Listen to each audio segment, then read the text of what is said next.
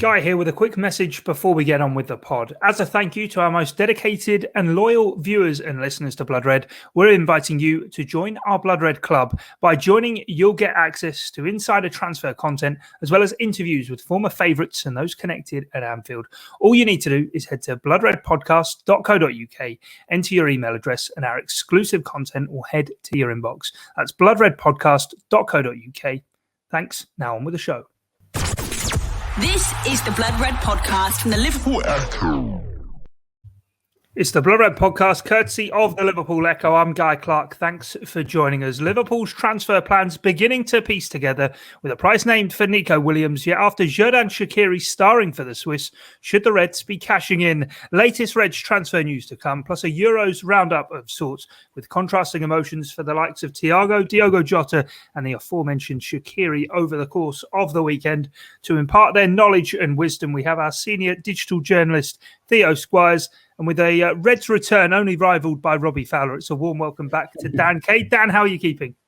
I'm very well. Thanks, guys. Good to be back. Things are looking a little bit brighter than the last time I was around in February for the Reds. And hopefully it's going to be a good, positive summer for everybody. And let's hope it's going to be a better season going forward, certainly than it was last time around. It certainly finished better than it started, put it that way. Yeah, certainly did. Theo, you've been keeping your finger on the Euros pulse for us at the Echo. You've been at Wembley and just about woken up from the game between England and Scotland. Yeah, just about. It wasn't too bad, but I think that's probably it was awful, flow, isn't it, of just being at Wembley still and actually being able to report on football. Because you got to remember, I've not done many games in the past year with the pandemic because Doyley and Gorsty get the calls on it all, and then there's still fans here. I can enjoy that. I'm actually at a game. And then you actually focus on the action. It's a bit rubbish. But I had Andy Robertson and Scotland doing all their celebrations in front of me at the end. So that was a nice positive end to it, even if England fans were booing elsewhere in the stadium. Yeah, it was absolutely dire and not very good at all. But as I say, we're going to speak a bit about the Euros and what's gone on certainly over the course of the weekend and turn it towards transfer attentions as well. Dan, have you been enjoying the tournament? It's not been going sort of all too great for a few of the Reds individuals, but Xherdan Shaqiri did score a couple of nice goals last night. He did. The first of which I noticed was with his lesser spotted right foot. We haven't seen him pop too many in with that. And he took his second goal very well also. So, I mean, whether that's going to have any real impact on... I can't see that having any real decisive impacts on what is going to happen to him this summer. I would be surprised to see him still at Anfield when the season begins in August. But obviously, it certainly does absolutely no harm in terms of the fee Liverpool might look to get for him. I think I read somewhere he's one of now only 4 players that have scored in the last 2 World Cups and the last 2 European Championships. So it shows that he is a big time player, and even if his Liverpool career will maybe not be talked of in the hushed tones as it will for some of the other top players of this era, he's proven himself to be a player that can be counted on when you need something to happen. As far as I'm concerned, if he never kicked another ball after putting that cross in for Wijnaldum against Barcelona, he would have my eternal gratitude for that. Good to see Nico Williams get a game for Wales yesterday. I'm sure we'll move on to that in a little bit. I didn't think England-Scotland was that bad a game, to be honest. I thought it was quite absorbing. I mean, cards on the table, I feel zero connection whatsoever to the England national football team. So to be honest, I was rooting for Scotland. But I thought it was a decent game to watch. And the one thing that did strike me is that there's been, I think, a fair bit said and written about England's midfield certainly after Friday and even to a certain degree after the first game against Croatia. And that might mean that we get to see some of Jordan Henderson soon, which obviously it was his 10-year anniversary, wasn't it, a week or 2 ago, since he arrived at Anfield. There's been some great content, obviously, on the Echo and across the media about that. And it may well be the fact that he's played so little football for Liverpool this season. You can tell from a lot, some of the players, they do look a bit leggy because obviously it's such a long season, such a compressed season, such an unusual season.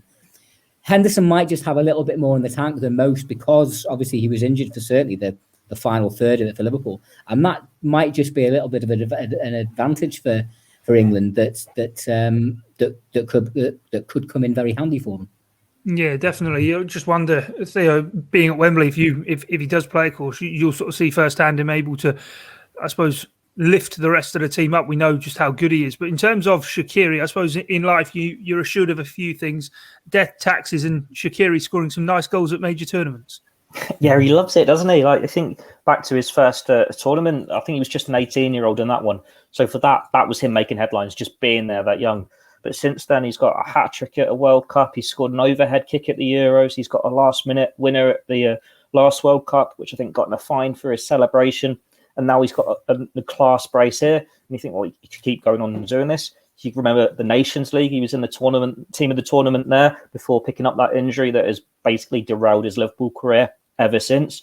But he loves the big occasion for the Swiss, and long may it continue. I think it's one where I've read earlier today, he's their leading goal scorer outright in major tournaments. It's one where we've not seen it enough at Liverpool. But then, were we ever going to? Were we expecting to see it enough at Liverpool when he had Salah, Firmino and Mane ahead of him? He has come in as a £13.5 million sign-in and done exactly what he was required to do. He was only ever going to be a squad option. He'd make a difference when he needed to. And you think of games where he's come in where one of the front three has been missing, or when he's come on as a sub, and he's made big impacts. And the fact that we haven't seen more of him is partly because of injuries, but at the same time, it's because of the consistent levels of the front three. And it's one where if he wants to go, he'll probably go. But we said that last summer. We said that the summer before. We say every single transfer window. It's if there is a suitable offer there for Liverpool to consider selling him. And the only problem with that now is what a suitable offer would have been 18 months ago could look very different because of the pandemic. But if he wants to stay, happily let him stay. Let him be this squad option because he does make a difference. I'd much rather have him coming off the bench than a Minamino or an Origi because he has got that proven quality. He has got that end result. And then it's one where going into the new season, you wouldn't be surprised to see Jurgen Klopp change the Liverpool formation a bit more when you look at the players he's got at his disposal, when he's got a fully fit squad. And that's when we saw the best of Shaqiri in his first season, when Liverpool were doing this 4-2-3-1, when Salah was playing up front. And I think since he's come to Liverpool, he's now more than just this number 10 or this right winger. He's shown he can be in a deeper midfield role, and he's showing more of his ability. So it is definitely a great option for Liverpool to have. And it's one where if you're a fan and you're watching this Euros and you're a Liverpool fan, you're looking at the players like Locatelli and these ones, Mbola for Switzerland, the ones that are making that big impact. And you go, I like the look at them. I wouldn't mind them at Liverpool. Isaac for Sweden's another one. Shaqiri would definitely be one of those if he wasn't already a Liverpool player. So it's what I'm happy for him to stay if he's happy to be a squad option. If he wants to go, he can go with the blessing, knowing he's probably going to get a decent price for him.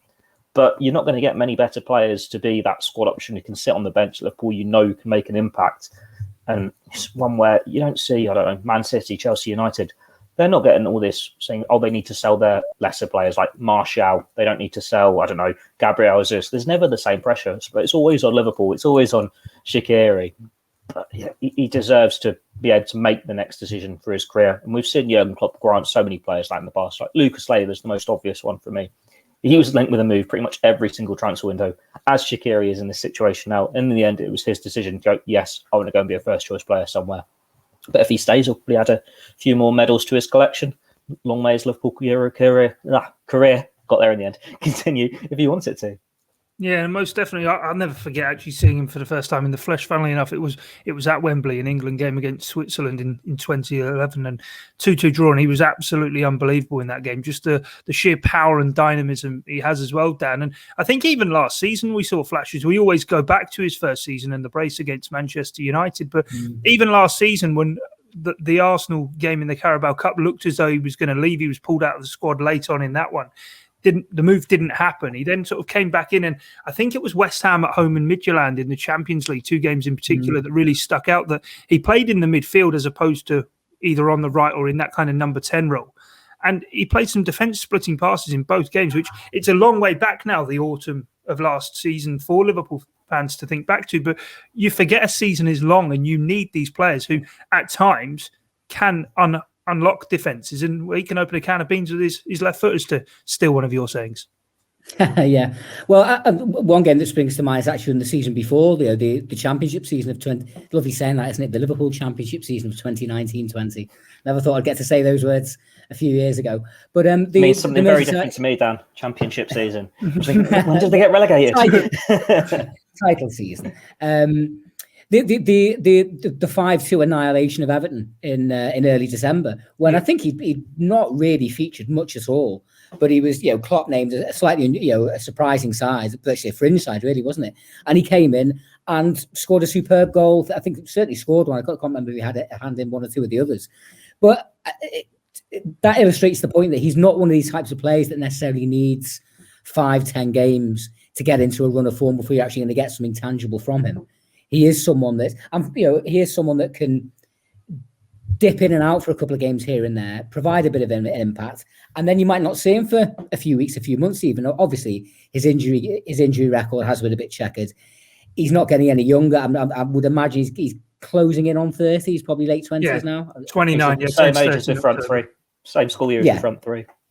Yeah. So, obviously, inevitably, as you get that little bit older, you are maybe going to pick up more knocks, particularly if you're not playing regularly week in, week out.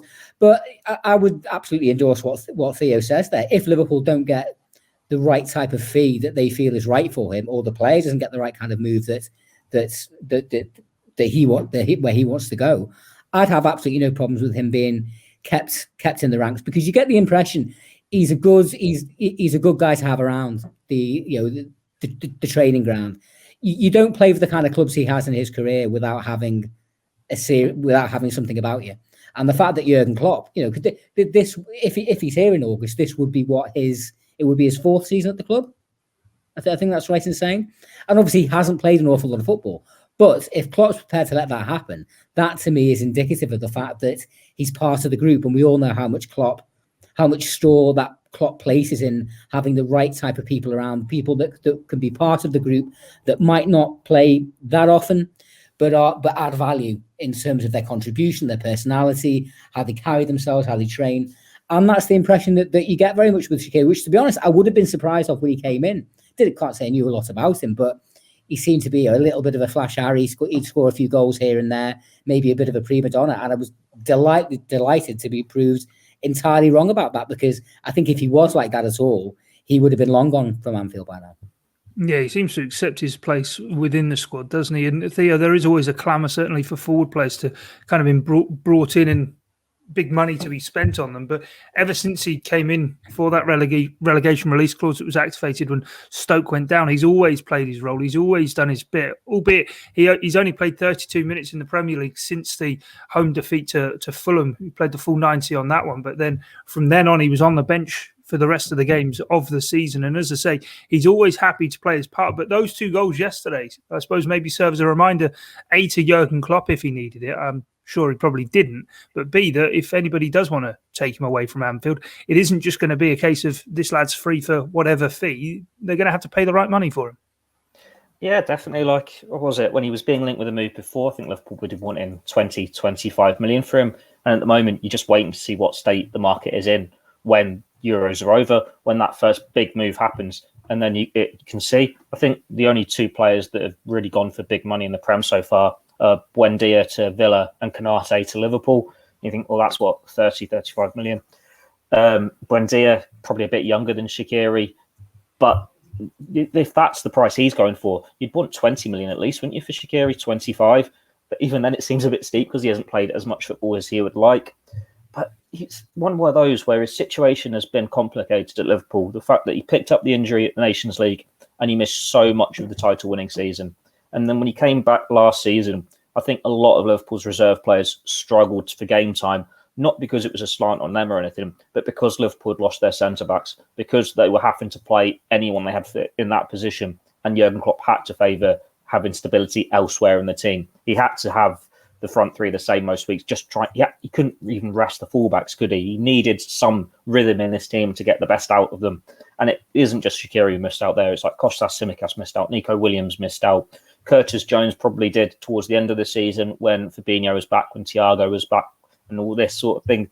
But next season, when you've got your players back, you'd like to think there's going to be more opportunities for them. You'd like to think they're going to have a full pre-season rather than one which is rushed just to get the last season out of the way and get into a new one. And they can all just enjoy football again and get back to a bit of normality. They're going to have a couple of mid-season breaks, I believe, because there's an international window somewhere where FIFA needs to catch up with World Cup qualifiers elsewhere on the planet. And there might be another Premier League mid-season break that we saw in the title-winning season. So you'd like to think he can put injuries behind him if he is still at the club and prove his worth.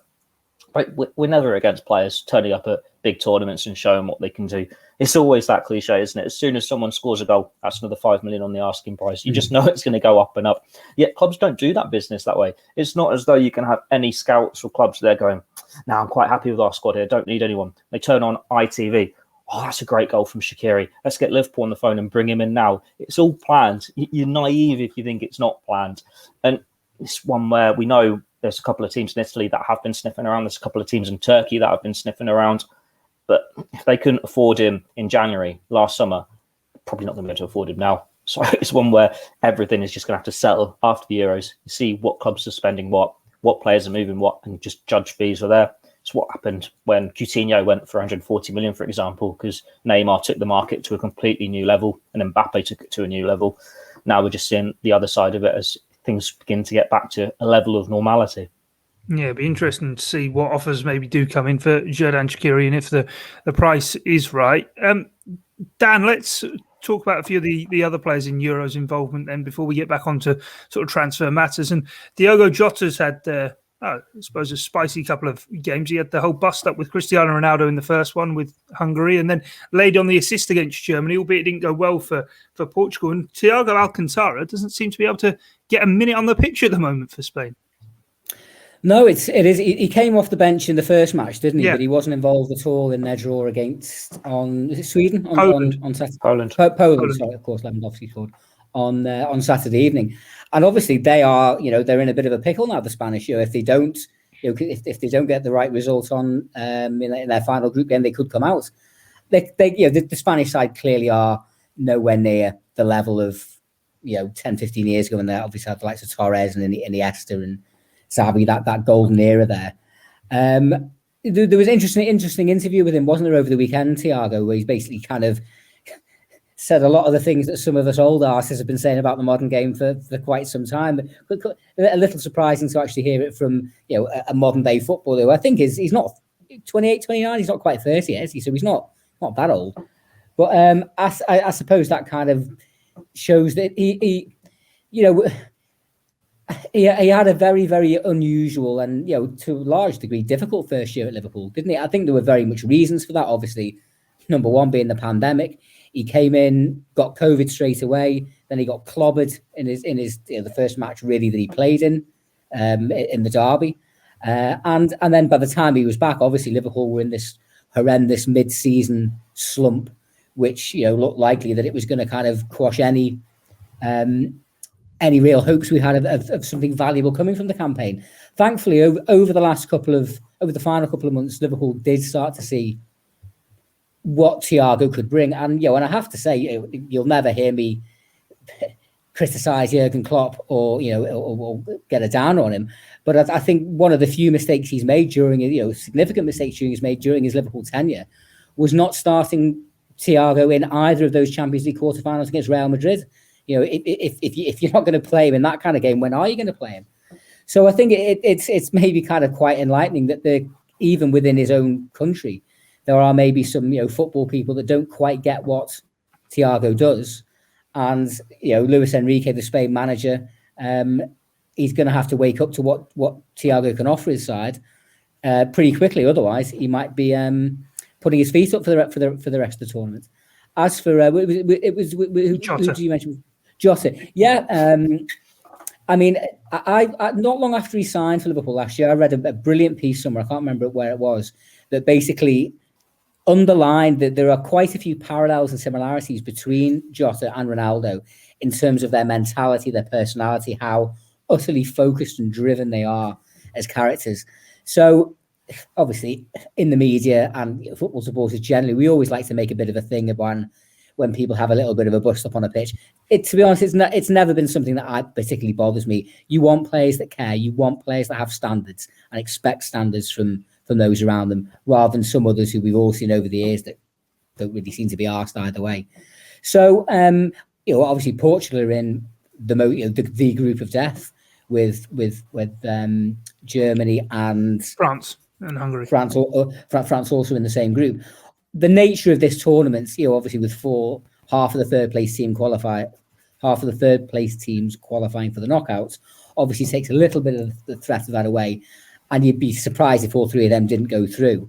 But I think it's for Jota, it's a brilliant learning experience. He's only a young lad, 24, 25. So this is probably. Did he play much in the last World Cup, which was 3 years ago? No. So to be involved in games like this, and games of this stature and this intensity, however well Portugal do, and as I say, I expect them to get to the knockouts, and once they're in the knockouts, they'll be as dangerous as anyone. Obviously, they are the holders, and they surprised everyone by winning it in France. But however they do, I expect it. Jota will return to Anfield for pre-season stronger for the experience, and hopefully Liverpool will see the benefits from that. Yeah, Theo, just asking you about Thiago. Should Spain not really, I suppose, even be building their midfield around him? There's been obviously a lot of clamour around this young lad, Pedri, who has played well, certainly in their first game with Spain, but you think sort of 8 years ago, Thiago kind of dragged along with Isco a Spanish under-21 side to winning a Euros, and he's never really taken on that mantle at sort of the highest international level. There was such attention and focus on him signing for Liverpool last year, and even before he did when he was playing for Bayern Munich, that this was one of the best midfielders in the world. He's done that interview sort of saying how everything's faster now, there isn't really time for playmakers, and it feels as though he's kind of one of the game's great playmakers who's almost been caught in sort of a transitional generational shift of how football's played from that tiki-taka Barcelona side that he was taught in La Masia to this frenetic rock and roll football he finds himself a part of at Liverpool and with Jurgen Klopp. Yeah, he's almost the right player at the wrong time, the wrong generation, isn't he? When he came through at Barcelona, obviously they already had Xavi, they already had Iniesta, they didn't need another playmaker. That's why he went to Bayern Munich. Obviously had a very successful time in Germany, but it's one where maybe a few years older, he wouldn't have ended up at Bayern Munich. He'd have been at Barcelona, been a mantle of their team, or he'd have had a big Premier League move earlier in his career. And you look at the Spain squad now, well, granted, he's never been this star man for them, but they are a team in transition. Like, you look at their squad, it is very much a case of looking to the future. Like, they've left Ramos out of this tournament, haven't they? And they're looking at the younger players. Like, for us, would have assumed De Gea was first choice, but they're playing, I think, the Bilbao goalkeeper. They've got likes of Laporte, they've just got him in. But I think out of the old guard, the Spanish players that everyone can just roll off the tongue, and it's like all these quality players.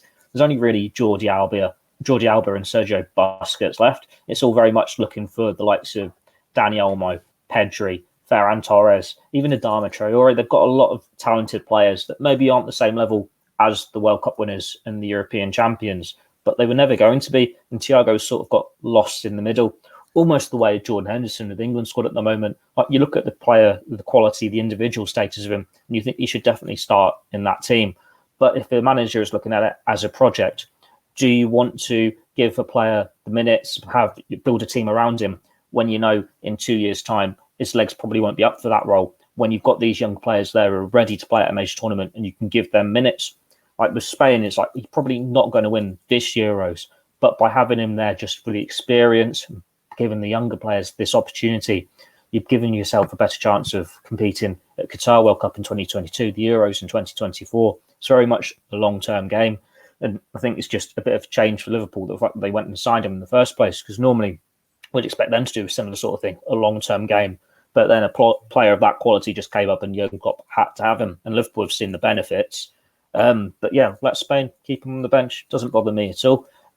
Probably not going to see him again at Wembley, I think, from their side of the draw. But I'm very happy for him to just be on the bench, because considering the season he's just had, he can have a nice little rest, and then he's a point to prove when he's back at Anfield next season. He can have a full pre-season if he goes out the tournament early, and then he can start against Norwich on the opening day of the season and really show what he's about, and hopefully be ever present in a Champions League and Premier League winning season. Yeah, certainly. Transfers, then, they're the currency of the summer for us, and they're what everybody's listening and wanting to know about. Theo, reading today the article you've published on the Liverpool Echo today, took me a bit by surprise, but also very interesting that Liverpool happy to listen to offers for Nico Williams. Not alone. We saw Sepp Vandenberg go back to Preston North End today for another loan spell, but Nico Williams, again, a bit like, I suppose, Xherdan Shaqiri, if the money's right, could well be leaving on a permanent this summer. Yeah, it's one where you think at first value it's a bit of a surprise. Like, you'd expect him to carry on being this reserve player as a backup to Trent, or go out on loan and get some game time. But then you realise he's still reserved to Trent, isn't he? It doesn't matter how old he is, how much game time he gets. He is never going to replace Trent Alexander-Arnold at right back unless Trent gets pushed into midfield. It is the impossible job for him, almost like the role Matt Addison finds himself in when you're not on podcasting host duties. But I think Matt's had a bit more minutes, hasn't he, this season than Nico Williams has had. But I think Nico's only played, 4 times for Liverpool in 2021. Only 2 of them would be starts, and one of them would have been in the cup game against Villa, the other Fulham, if I believe I'm right. He's just not had the opportunities. And granted, he probably would get a bit more game time next season when you think Jurgen Klopp will be able to rotate his defence a bit more when you've got your centre-backs and everything. But Nico Williams is at that age now where he does want game time. If he'd gone on loan to Southampton, as was mooted in January, he'd probably be first choice for Wales at these European Championships. I know he started yesterday, but that was only when they were making a few changes to protect the players who'd already got yellow cards. He does need to step on now, doesn't he? And when he knows that his place in front of him in the team is going to be virtually impossible for him to take, it makes sense for him to look for this move rather than become one of these players that just goes on loan here, there and everywhere before they're 26, 27. They've not played enough football. They've not got this permanent home and they're trying to play catch up. And I think Liverpool, they appreciate that situation he's in. He's been a decent player for them, decent backup option. I think he's had 25 games in 2 seasons. He's got a Premier League winners medal. He's got a Club World Cup winners medal. But then it's also a case of moving him along now. He's at that age where he needs to play, and they reckon he will ask for a move because there are interest from a number of Premier League teams. And he'll be able to show his quality there, be first choice there. £10 million, I think it's the starting fee, which isn't a bad price for a player that quality who hasn't played as much as he would have liked. And they've got options there. Like you think, well, Joe Gomez back from injury. They've just signed Konate, so he might not get as much game time as he wants at centre-back. But Gomez can play at right-back. Granted, it won't be the most popular decision, but Trent's going to be your first choice for majority of the season anyway. We're only talking 5-10 games when they're going to really change it up. James Milner can play right-back. Henderson can if you're really desperate. Fabinho started his career there. They want to change formation. Oxlade-Chamberlain's got experience of playing as a wing-back. They've got enough options here. And I know they're big fans of Conor Bradley, 17-year-old who's coming through the ranks. I think he made his debut for Northern Ireland, I think late May, early June. So that's basically what the situation Nico Williams was in 2-3 years ago, isn't it? You've got Trent in this first team. He's not going anywhere. Just get the best youngster, put them in reserve, give them a few game times and see what they can do. Nico's come to that end of that window now. He might be about to move on. And Conor Bradley's starting his journey coming through. And fair play, let them do it. It's going to be good for Liverpool. It's going to be good for these youngsters getting that experience. It's been great for Nico Williams to train alongside Thiago, Salah, Firmino, Mane, Gareth Bale for Wales. And if Conor Bradley is going to be promoted in this role, it's going to be the exact same for him. And then it's just one where does he go? I think they were saying Southampton, Leeds, Aston Villa and Burnley. Those are the 4 teams that have expressed genuine interest in him. These are decent clubs. He could easily start for them and prove himself to be a good right-back option. Like we've seen it with Nat Phillips. He didn't get the game time that he would have wanted early on in his Liverpool career, and it was only by necessity that he's been able to show his quality. There's nothing saying Nico Williams couldn't go and do that now. Granted, it won't happen at Liverpool because Trent's there, but he could easily go and prove his quality elsewhere. And it's probably the time's right for Liverpool to get as much as they can for him to go and move on, play him somewhere, just play at the top level week in, week out, and for a club to try and get a player who's coming off the back of the European Championships and showing what he's about. Yeah, definitely. 10 million seems fair as well, Dan. And if there are those 4 clubs, as Theo says, they're interested in him, could be somewhat of an auction, I suppose, that he's created. But knowing Liverpool and how smart they are, I'm sure there'll be a clever either buyback or sell-on clause also inserted somewhere into a deal. Well, I was just thinking then when Theo was talking, it wouldn't surprise me if Liverpool looked to maybe engineer a similar type of deal that was put into place for Ryan Brewster last summer when he went to Sheffield United. Obviously, for Nico's sake, we hope it's a more successful move wherever he goes than what happened to Ryan, who I think I'm right in saying didn't score a goal. No. And obviously, Sheffield United were relegated by a country mile in the end. But it will be quite slightly sad to see him go, but at the same time, it's quite obvious why he would feel the need to get away to get some regular football under his belt. You know, he's got an almost impossible task to try and play regularly ahead of someone like Trent, who obviously isn't just one of the best in the country, in the world, in his position. In my view, potentially one of the best in the world, and only hopefully going to get better. Nico's stock is as high as it has been, as it could be right now. Obviously, he's in the Welsh international squad, started in a very high profile match against Italy. And one thing we know about Liverpool is that they are the expert really at extracting maximum value for getting rid of squad players. I mean, I stumbled across something only a couple of days ago. I can't remember what the actual figure was, but Liverpool gets something like 40 million out of Bournemouth for Solanke and Jordan Ibe, yeah. Yeah, you got Brad Smith there as well. If you want to add another 6 or 7 million to it, probably a bit more. No, I think you're right. I think Brad Smith was thrown in there. So you can look at it on the one hand and say, what are they doing? If other clubs out there have got more money than sense, I don't know if it's necessarily more money than sense. These players wouldn't have been at Liverpool in the first place if they didn't have something about them. If they haven't gone on to succeed and they're close where they are, then you can particularly blame Liverpool for that. But a lot was said and done about Liverpool's transfer business last summer. By and large, over the last 5 or 6 years, it's been outstanding. Apart from Thiago and Jota, who obviously we think and hope are going to be excellent buys. The decisions that were made, obviously not replacing Lovren, and then particularly in January, not bringing centre-back cover in until the end of the window, was probably Liverpool's least effective transfer window, certainly in the modern era. So I think I won't be alone in many supporters and hoping that there's a better performance from the transfer setup this summer, and I fully expect there to be. Yeah, what's the situation then with Kostas Tsimikas, Theo? Because he only arrived last year, yet over the course of the weekend and even before then, there's been a bit of murmuring that Liverpool may even look to sell him and move him on. But if Nico Williams is going, and let's not forget with him, he actually played against Italy at left back for Wales. He can play on both sides. But if Nico Williams they're going to listen to offers for, surely that means that Tsimikas needs to be staying put. Yeah, that's what we're hearing, that Liverpool have no intention of letting Tsimikas leave. It wasn't an ideal season for him, was it, at Anfield?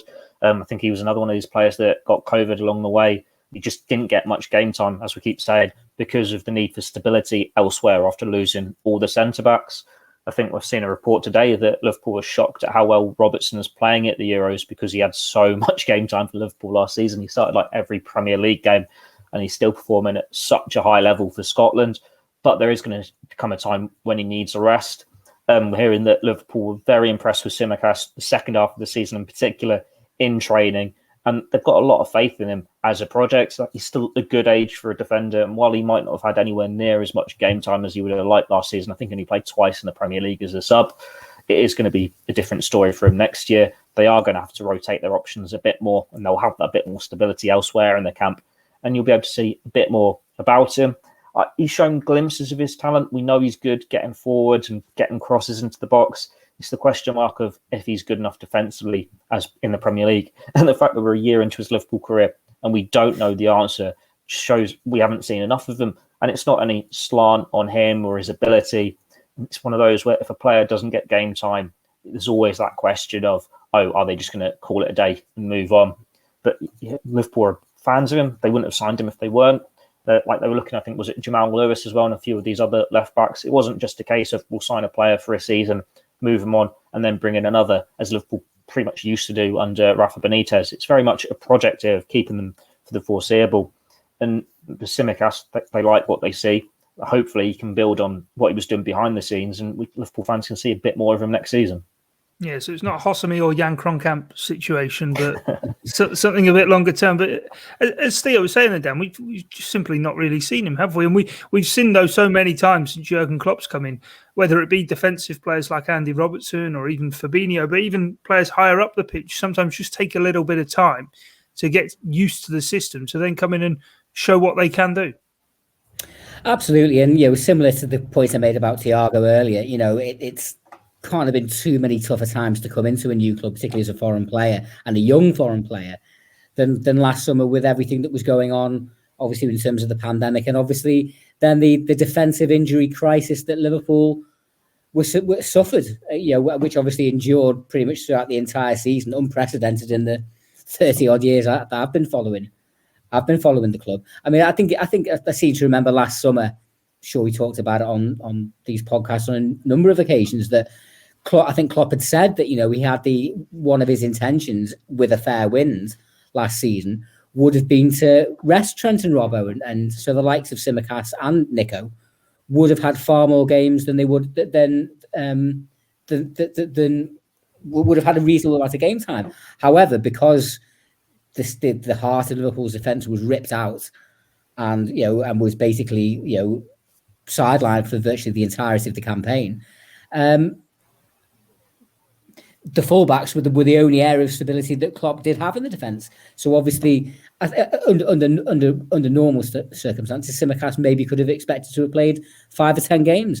As it was, I think most Liverpool fans would probably struggle to pick him out of a lineup at the moment because, like you say, we've barely seen him. But if from the noises we're hearing, that they've been satisfied with his performances in training, and obviously presumably that would also tie into how he's kind of adapted to the group and settled in the country, and he's someone that they feel. And I think it's important to say this as well, because we know that Jurgen Klopp has a belief in the importance of caring about his players as human beings as well as footballers. If he feels it's in the players' best interest to be at Liverpool for another year, as well as the squad's best interest, then he'll do that. At the end of the day, they wouldn't have brought him in last summer if they didn't think he had something about him. So there's Liverpool history is littered with examples of players who took 6 months a year, 18 months longer sometimes, particularly going way back to the 70s and 80s when players would be plonked in the reserves for 3 years. I think Gary Gillespie was like 3 or 4 years before he got into the side, and then obviously became a very fine player for Liverpool. Different era, different game now, but if football supporters in the modern era, and journalists, of course, we all have this fixation on transfers, and this time of year, particularly once the tournament is over, that will really ramp up into overdrive. But I still think we are going to see the lingering after effects of the financial impact of the pandemic for some time yet, possibly even another season or two. So I don't expect this to be as much business as what people would like this to be, people would expect this to be. And it means that clubs, not just Liverpool, I think, will end up persevering with players that maybe in other circumstances they might have looked to trade. But that's the reality of where clubs are. And I think that's just the way it has to be for now. Yeah, cautionary tale then from Dan there, Theo. But in terms of, we've spoken about then Shaqiri, we've spoken about Nico Williams, Kostas Tsimikas, the likes of Harry Wilson, Marco Grujic, even maybe throw Divock Origi in there, all maybe players on the list that Liverpool would listen to offers for. Well, if all of those go, surely that's enough money for a Kylian Mbappe, isn't it? I think you're stretching it a bit there, Guy. You've got to consider his wages and everything as well. It's one where I think Liverpool are in the situation where they appreciate it's a difficult market to negotiate in, and you're looking at what is best for the club rather than what is best for these players. Like they know they can get a good fee for Nico Williams, and it's probably going to be the most they've been able to demand from him at any stage of his career so far. But the likes of Grujic and Origi, their price is going to be down compared to where it would have been before the pandemic. It's one where there is going to be interest in them, but there has always been interest in them, and teams have never stumped up enough cash for Liverpool to consider selling. And we saw it last summer. We knew Liverpool would only consider permanent offers if anything came in, and they would sell at the right fee. And when it didn't for Grujic, they were forced to look for this loan option. So he just wasn't out of a squad for a season. He went to Porto and he's had a good year with them. And it's one where it's probably going to be the same case. Like Liverpool know that they can't really go out and spend whatever they want on an Mbappe or an Adama Traore, depending on what level of the market you want to go on. But they're very happy with the starting 11. And if they have to make do with what they've got, they're happy with a Wilson, Origi, Shaqiri, Minamino, Grujic being these reserve options, even though it's going to be at the cost of them adding to their value long term. But it's better having that security in the squad. And it's only then, once the Euros is out of the way, the market has settled a little bit, and we're towards the end of the summer, where offers are coming in, the price is there. You'll see Liverpool think, yes, we can get 15 million for a Harry Wilson, or we can get 15 million for a Marco Grujic. It's just going to be what comes in. If there a bid comes in for any of these players we're mentioning, and Liverpool are happy to sell at that price, they will be gone. Liverpool will raise a few funds, and then you might see them dip into the market late on and bring someone in. We saw it last year, didn't we, when Jota came out of nowhere. Thiago suddenly became an active target when the market settled. But if there isn't that offer there, then Liverpool will probably keep hold of him. They're not going to sell them on the cheap and be bullied or anything. They would much rather have those options in the squad if they're not able to bring someone else in at equal value or anything. And then if they need to find another last-minute loan, so be it. But it's a conversation we've been having for 2-3 years now with these players. And it does feel like we're getting to that stage now where a compromise can be met. But in the past, we've said that before. Like, we've seen Wilson's moves to Burnley fall through. We've seen Grujic, I think it was Hertha Berlin, didn't materialise. It just needs something to click elsewhere in the market, and it'll be a chain reaction for all these players. Like Divock Origi, you're not even seeing teams linked with him anymore, really, are you? Not anything you'd think would happen. Whereas 18 months, 2 years ago, Wolves were always right up there, thinking, might put in 20, 25 million offer.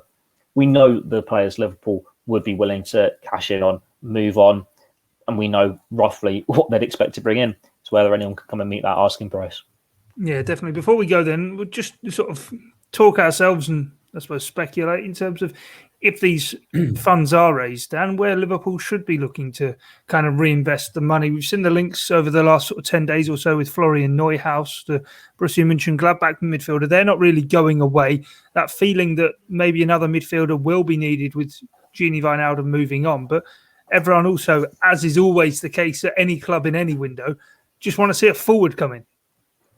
Well, goals are the currency of football, aren't they? That's what we all love. That's what we all fall in. That's what we all become fixated on as children, and that's the bottom line of the game, isn't it? Put the spherical thing in the rectangular thing.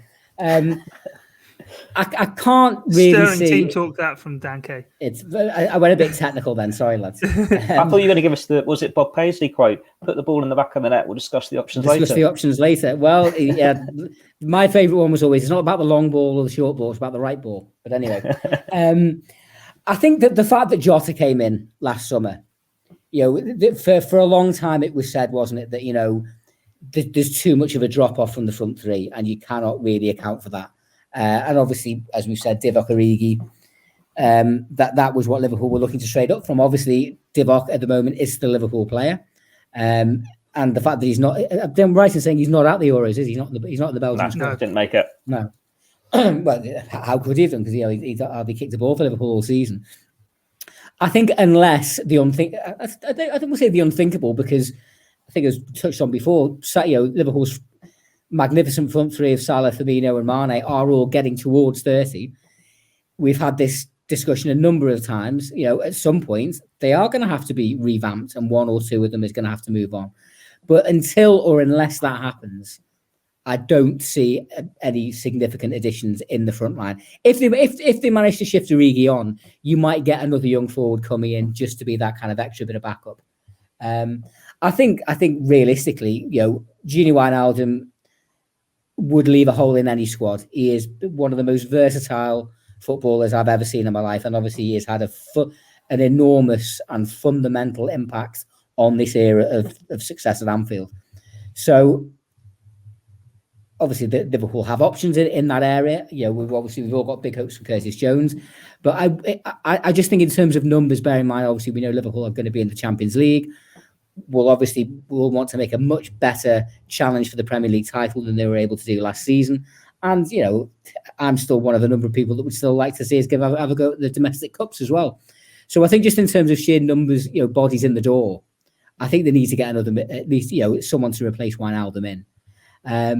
If Nico Williams was to be sold, Theo went through the options of possible right back, understudies for Trent, all of which could do a job, but I wouldn't really want to see the likes of Gomez or Milner put there too often. So if Nico was to go, bearing in mind how young Trent is, maybe they would look for someone who's slightly older, maybe in the, I don't want to say Josemy, but someone in the Josemy age bracket of 27, 28, who's experienced, that would be satisfied to come in and maybe play 10, 15 games a season at a high level and give take Trent that little bit of during a rest. Champions League celebration, yeah.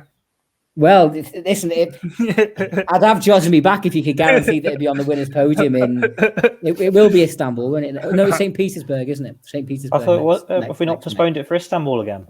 No, I wasn't sure. It was third time lucky. I wasn't sure.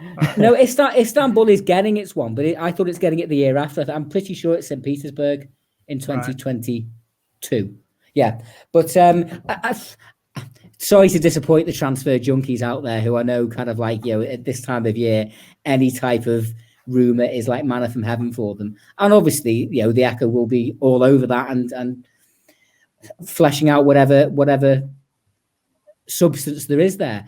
But I just think that, A, the nature of how Liverpool operates, and also B, as we've discussed, the continued impacts of the pandemic. I'd be very surprised if there was no incomings, but you're not going to see you're not going to see many. But yeah, I think midfield is the one really where a Wijnaldum replacement for me. Right, we'll have to wait and see how it does play out. As ever, we will have it covered extensively across the Echo, as Dan says. There, of course, the necessity for Liverpool is to get a centre back in, and Ibrahima Konate is already through the door. Don't forget to sign up to the launch of our Blood Red Club. That is coming this week. Check out the link in the description. But from myself, Guy Clarke, Theo, Squires, and Dan K, thanks for your time and your company. It's bye for now. This is the Blood Red Podcast from the Liverpool Echo.